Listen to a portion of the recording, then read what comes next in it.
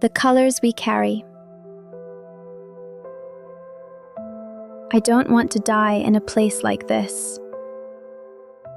That was my only thought as I crouched under my desk. On the 11th of March, 2011, the Great East Japan earthquake struck. I was on the 17th floor of an office building near Tokyo Station. The high-rise building swayed slowly, like a ship riding gentle swells.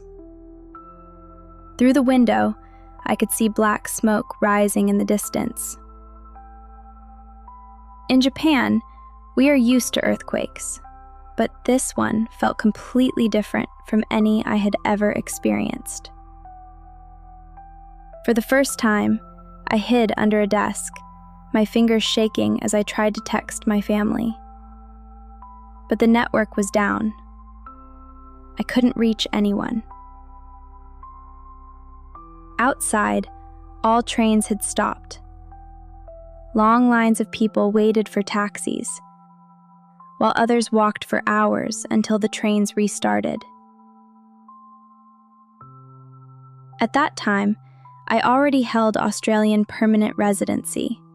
I had earned it by completing my master's degree in IT there. But because of family reasons, I stayed in Japan. That was when this disaster occurred.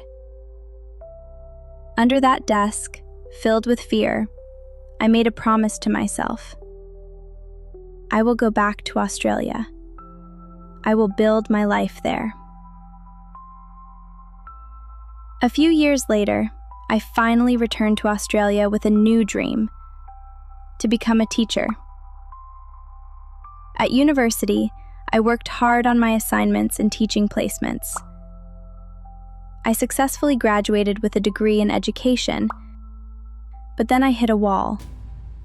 It was the English exam for teacher registration. Even my classmates with overseas undergraduate degrees had to take the same exam. Even though they were native English speakers, they struggled because of how tricky it was, and some even failed. I tried it too, but I failed as well. I felt deeply disappointed, gave up on that path, and my confidence dropped.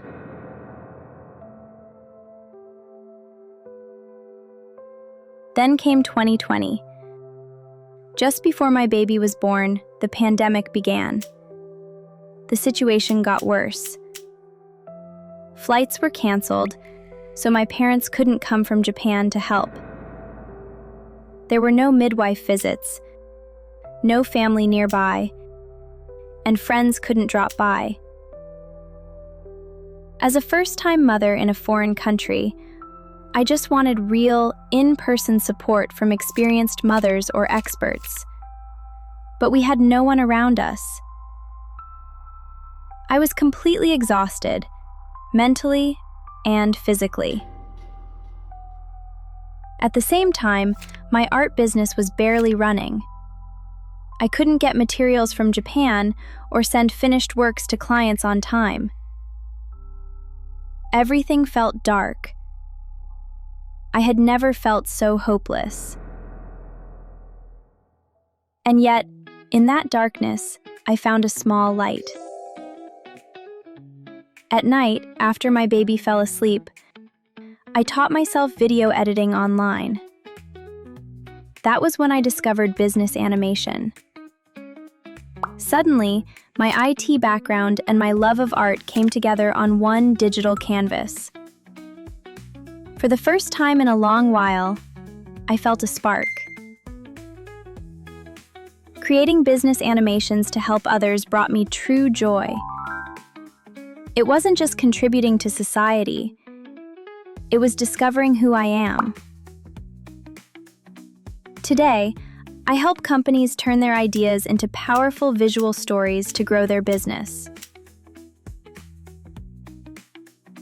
Outside of my commercial animation work, I also create artwork inspired by my own journey. This symbolizes the migrant experience. It is filled with colorful bubbles, the experiences, cultures, and knowledge we carry.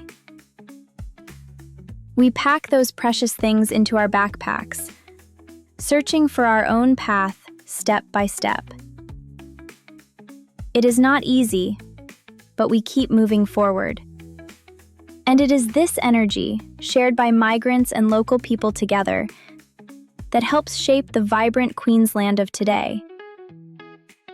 Our different colors come together to make this community richer, and I am proud to be one of those colors, adding my own shade to this land.